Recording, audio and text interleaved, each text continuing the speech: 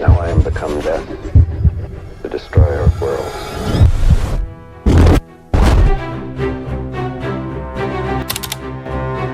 July 16, 1945, around 5:30 in the morning. In the desert of America's state New Mexico, a bomb explodes. But this is not a normal bomb explosion. This was the first time a nuclear bomb was being tested. 5, 4, 3, 2, 1. This nuclear test was codenamed Trinity, and the project was led by scientist J. Robert Oppenheimer. Oppenheimer was shocked to see this bomb blast. He had expected the size of the explosion to be around 0.3 kilotons of TNT. But in reality, this blast was 50 times more dangerous. 15 to 20 kilotons of TNT. The blast released so much heat that a steel tower evaporated. The shockwave was felt from a distance of 160 kilometers. The mushroom cloud that erupted went up to 12 kilometers in the sky. Upon seeing all this, Oppenheimer was so shocked that he uttered a line from the Bhagavad Gita. Now I am become death, the destroyer of worlds. Now I am become death, the destroyer of worlds. You might be asking, how did Oppenheimer know about Bhagavad Gita? We will talk about that later in the video. Since Christopher Nolan made a new film. So I thought this would be the right opportunity to make a video on him. What was his story? How did he develop the nuclear bomb? Was Oppenheimer a hero or a villain? And how did he feel when millions of people lost their lives because of his creation? Let's find out in today's video. Julius Robert Oppenheimer is known as the father of the atomic bomb. He was the director of the Manhattan Project that created the first nuclear weapons.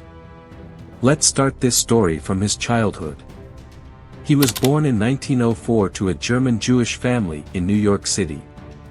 And he was considered a child genius since childhood. He was studying high-level physics and chemistry at the age of only 10. And he was very knowledgeable about mineralogy. About property of minerals. He was so knowledgeable that at the age of 12 he was invited to give a lecture at New York's Mineralogical Club. Later in 1922, when he went to Harvard to study, he completed his 4-year degree in 3 years. He was at the top of his class.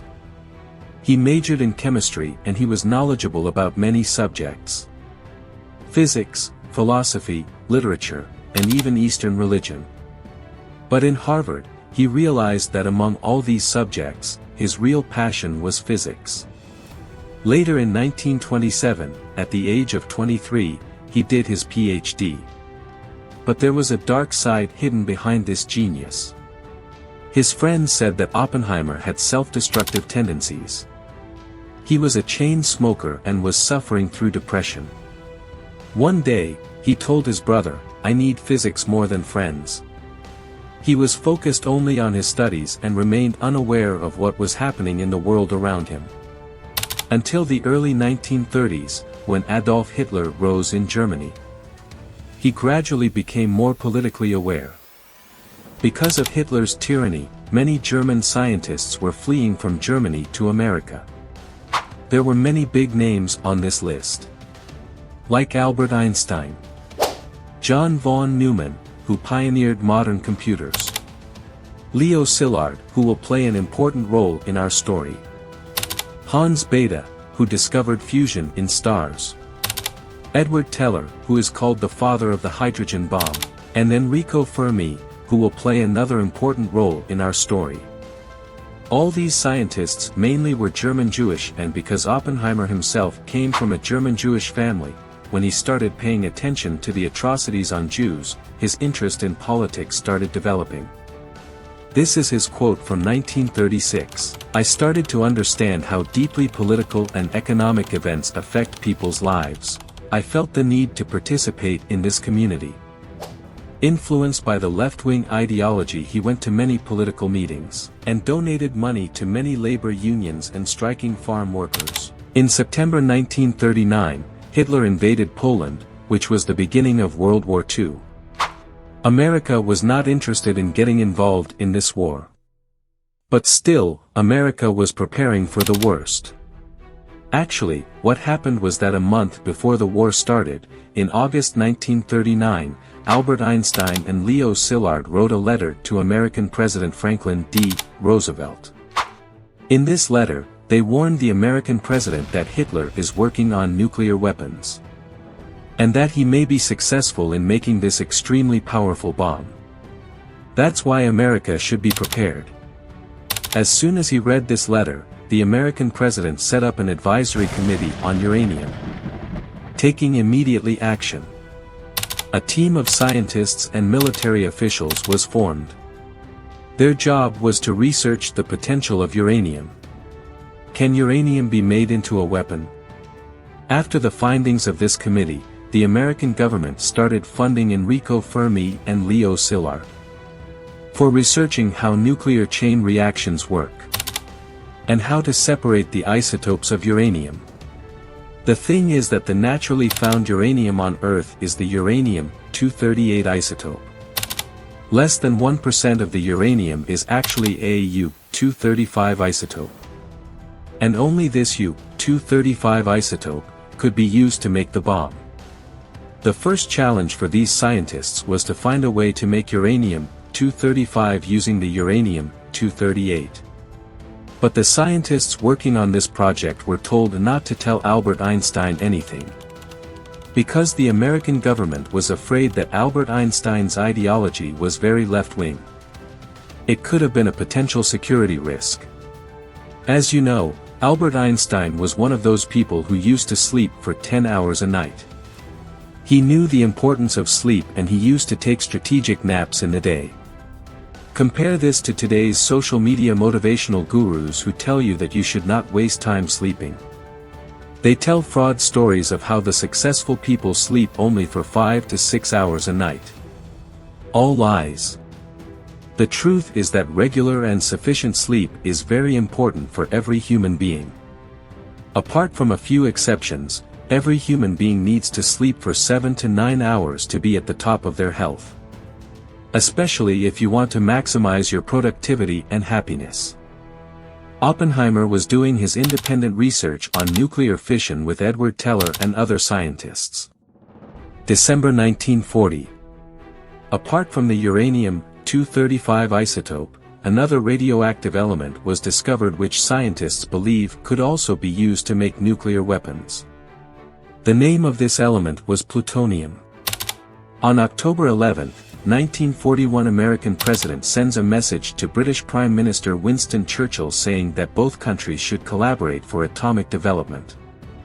Not even 2 months later, that on December 7, 1941, Japan attacked Pearl Harbor and America officially entered World War II. A state of war has existed between the United States and the Japanese Empire. American President Roosevelt announced that America will become a part of the Allied powers who were fighting against Germany and Japan, but at this point in time, it becomes clear that the scientific mission of developing nuclear weapons had turned into a military mission. America spent $2.2 billion on this one project. Taking inflation into account, it is equivalent to $24 billion today. The American military had an engineering wing, the Army Corps of Engineers. It made ports and airfields for the Army. Its involvement was approved by President Roosevelt in June 1942. Now, the office of the North Atlantic Division was in Manhattan, New York City. And when they got the responsibility to make nuclear weapons, they made their headquarters in the same building, on the 18th floor. These headquarters were named Manhattan Engineer District, and from this point in time, the Manhattan Project officially started. The date was August 13, 1942. Next month, on September 17, Colonel Leslie Richard Groves was appointed as the head of the project. And he made the decision to appoint Oppenheimer as the leader of the design of the atomic bomb. A secret location was decided to keep this project undercover. Oak Ridge, Tennessee. This city is also called the Secret City because an entire city was built here only for this project. Thousands of scientists, researchers, and workers were moved to this city, and they had only one task: creating uranium-235 from uranium-238. The point is that uranium-238 is not very fissionable. It cannot undergo a chain reaction to make a bomb. It was very important to extract uranium-235. Only uranium-235 can undergo a chain reaction, which is why it was required. The plan was to try out 4 different methods to make U-235 from U-238. Gaseous diffusion, centrifuge, electromagnetic separation, and liquid thermal diffusion. After testing these 4 different technologies, 2 technologies proved to be successful to some extent: electromagnetic separation and gaseous diffusion. In electromagnetic separation, a large magnet is used to separate U-235 from U-238. In gaseous diffusion, uranium hexafluoride gas is passed through a porous membrane in which the like molecules of U-235 pass successfully. But since the U-238 molecules are heavier and they get filtered out. Apart from this, at a different location in Washington, scientists were at work producing plutonium as well. Plutonium is also produced from uranium-238. When an isotope of hydrogen is bombarded with uranium-238, then plutonium is produced. Later it was found that plutonium is more radioactive and more fissionable as compared to uranium-235. Apart from these 2 locations, they were looking for a third location. For Project Y. A location where the actual work of designing and making these bombs would take place. General Groves wanted a remote location for this, so that the project could remain a secret. Oppenheimer knew exactly such a location. It is a place where Oppenheimer spent his summers happily. Surrounded by mountains and beautiful landscapes, the Pecos Valley in New Mexico. After setting up all these locations, there was only one obvious thing left to do: to practically test out a chain reaction. Everything was theoretical till now. So they needed proof on whether the whole concept of the atomic bomb was feasible or not. December 2, 1942.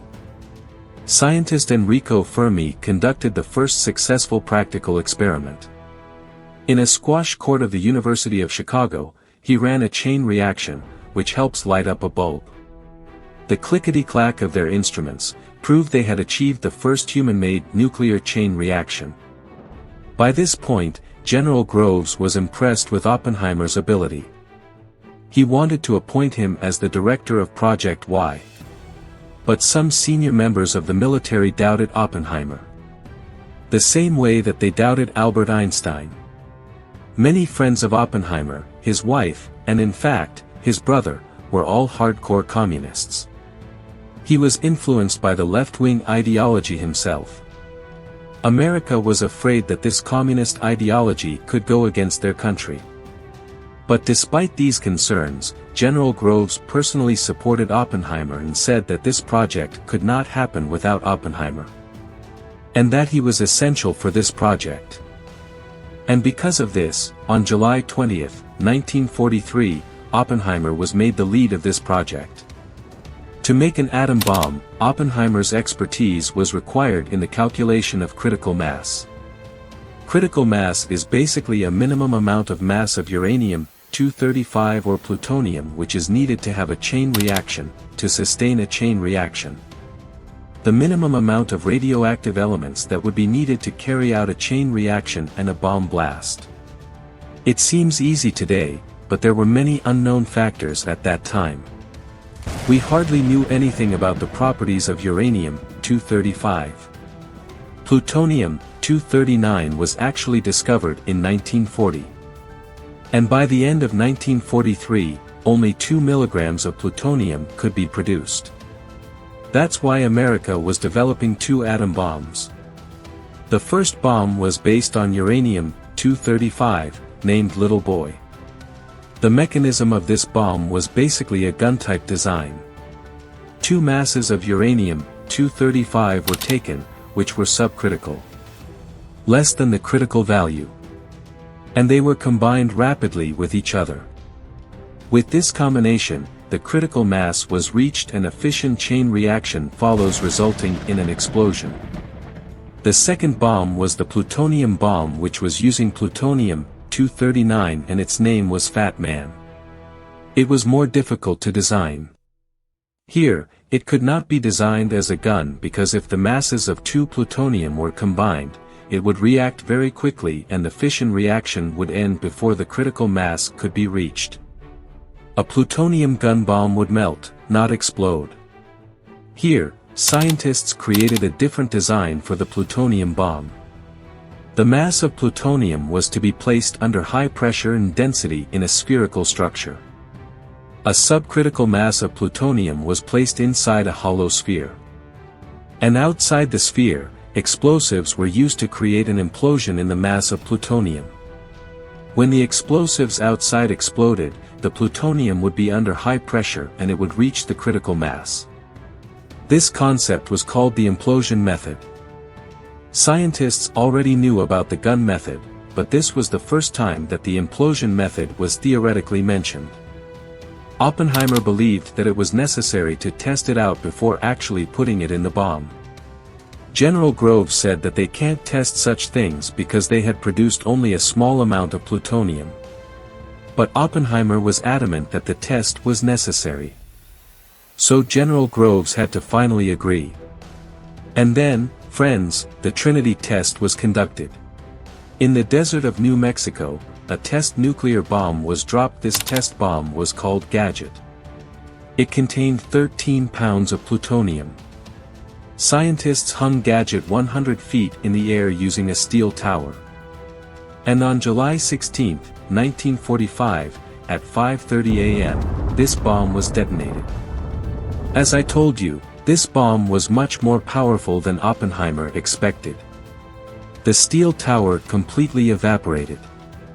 After the bomb blast, a mildly radioactive green-colored glass was formed, which was named Trinitite. It was after seeing this blast, that Oppenheimer uttered some lines of the Bhagavad Gita. Now I am become death, the destroyer of worlds. I suppose we all thought that, one way or another. Actually, Oppenheimer was a Sanskrit scholar and he had studied the entire Bhagavad Gita in its original form.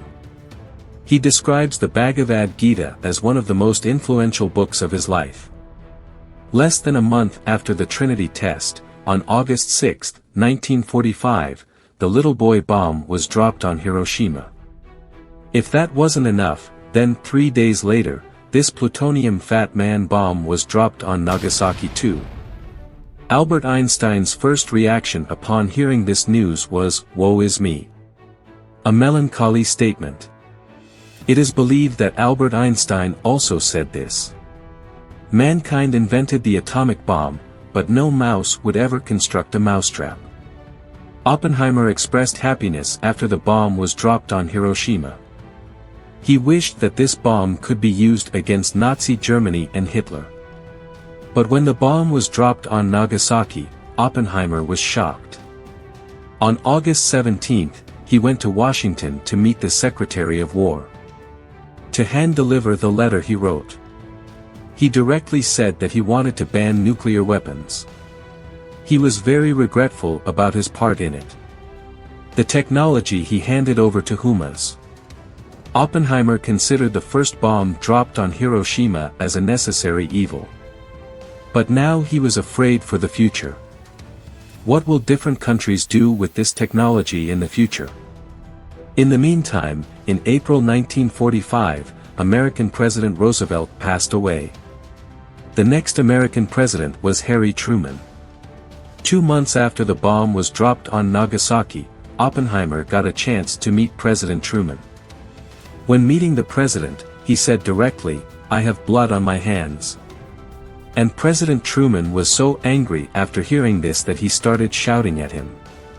He told his secretary to throw Oppenheimer out of the office and that he didn't want to see his face ever again.